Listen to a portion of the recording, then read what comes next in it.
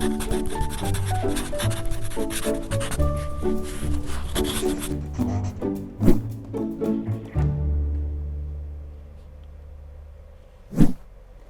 I'm Dawn Durham, and welcome to PaTTAnpod. For those of us in classrooms, we find struggles with ensuring assistive technology is being used effectively to access the learning. Visiting PaTTAnpod today is Dr. Caroline Musselwhite, an assistive technology specialist, to help us understand how to ensure our students are utilizing AT to allow for maximum access. Thanks, Dr. Musselwhite, for being with us today on PaTTAnpod. Thanks, it's my pleasure. I want to jump right into your work. Really focuses around students with very complex disabilities, particularly those who use the Augmentative Alternative Communication, or AAC. Right. So when we think about students who use AAC, and we think about those educational teams and how they approach students with these devices, what are some ways in which, or some impacts that the educational teams can think about for teaching students to use these devices? And I want to stay away from the technology of the device, but to using it for instructional purposes. Can you help us out with that? Absolutely.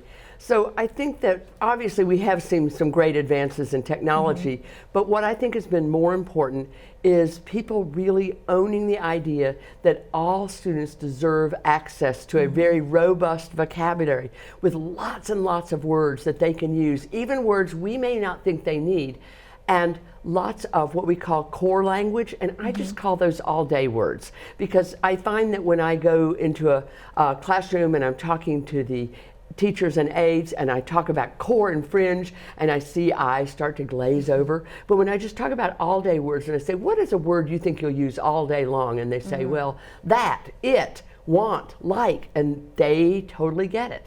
So I think that's been a big shift that's made an enormous difference.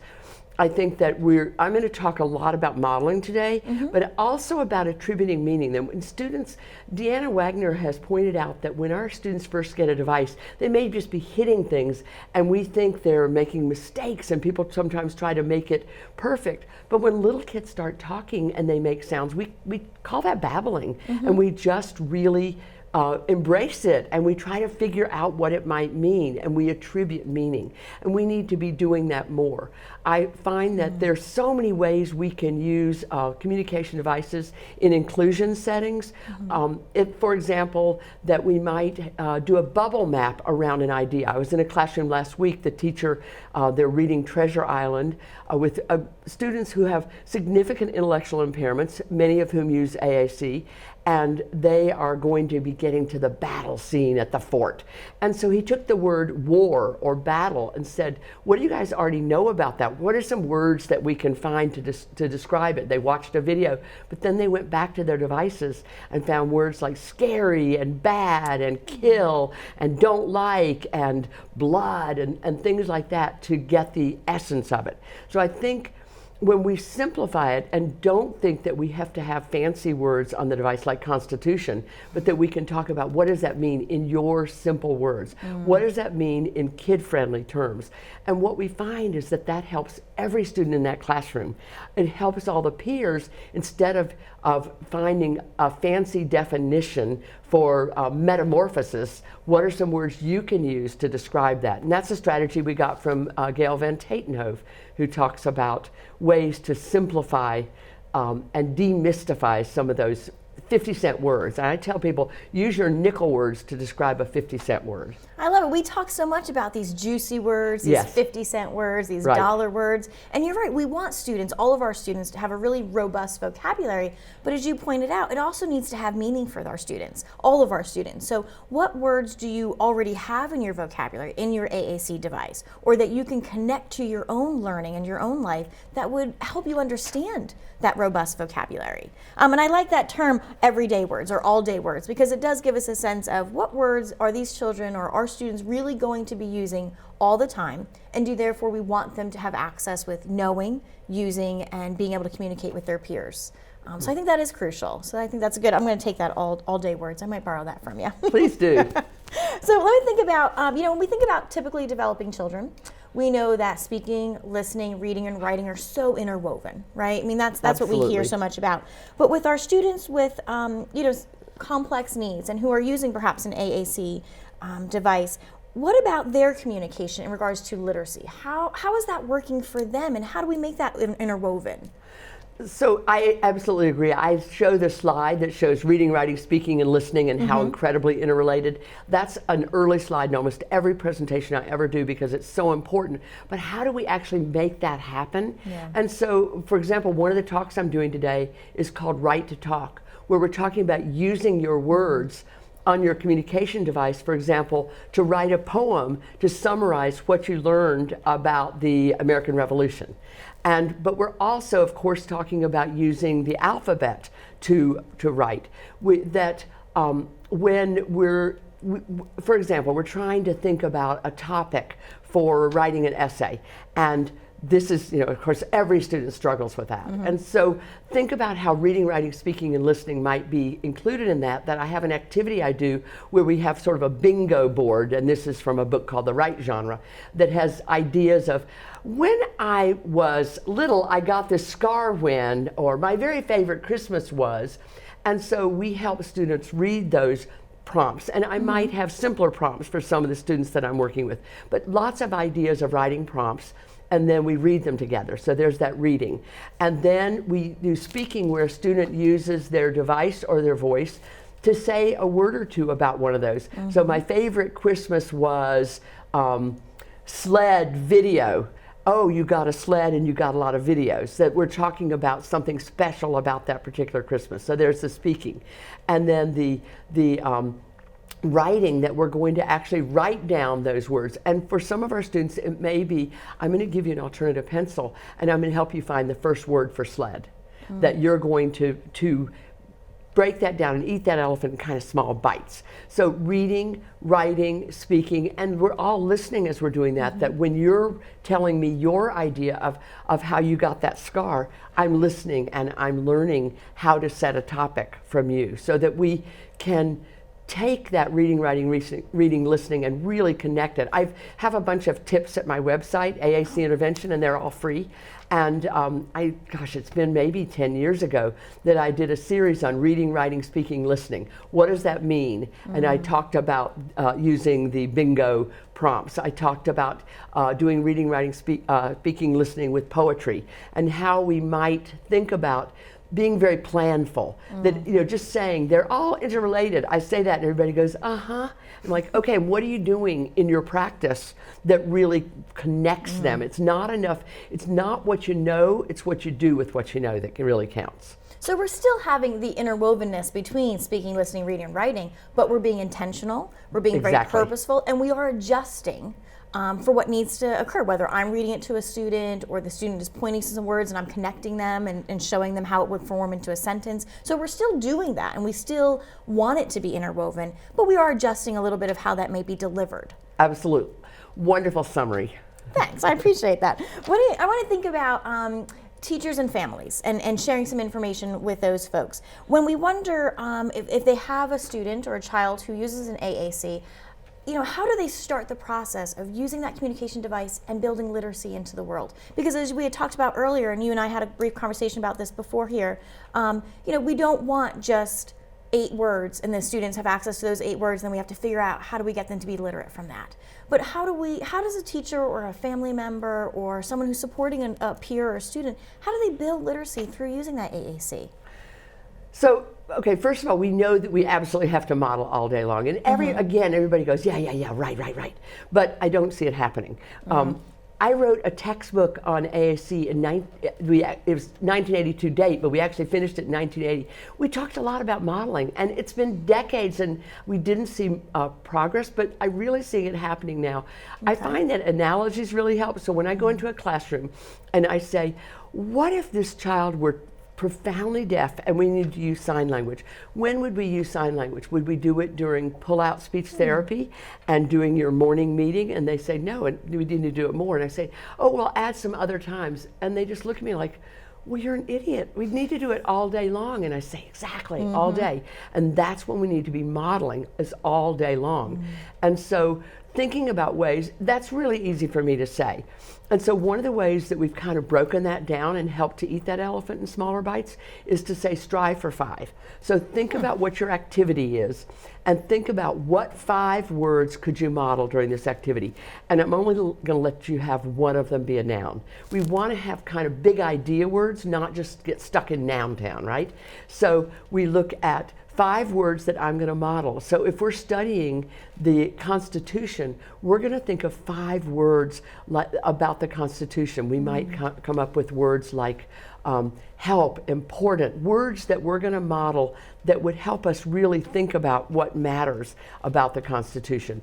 That it's not about some fancy definition from a dictionary, but it's about the words that really help us, that we would be talking about during a lesson on the Constitution. Or if we're studying the photosynthesis, what are some words that we're going to be talking about that have to do with photosynthesis, that grow and plant and light and green and help. And families could be doing that at home. They could be modeling and doing the strive for 5 around the dinner table. Absolutely. Let's talk about 5 words that are associated with this meal or with our family time or with your brother's baseball game, or and I think that's a good point as to what goes on in the classroom can go on and really want to go on at home too. And it does. I do a lot of work with AAC camps, and we sit around the fire at night, with a little glass of wine, and we play Strive for 5, and we take a book and we say, what are the 5 words? And so if you're reading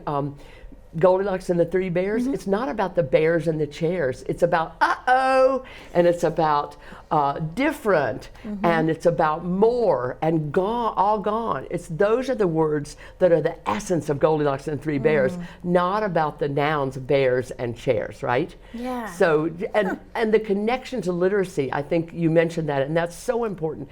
And I think that I love doing what I call story retelling using all-day words, using core. So if you're reading a book, then I'm going to try, as I'm reading a book with you, and this happens in schools and this happens in homes, that I'm going to try to find a way. You're reading about the huffing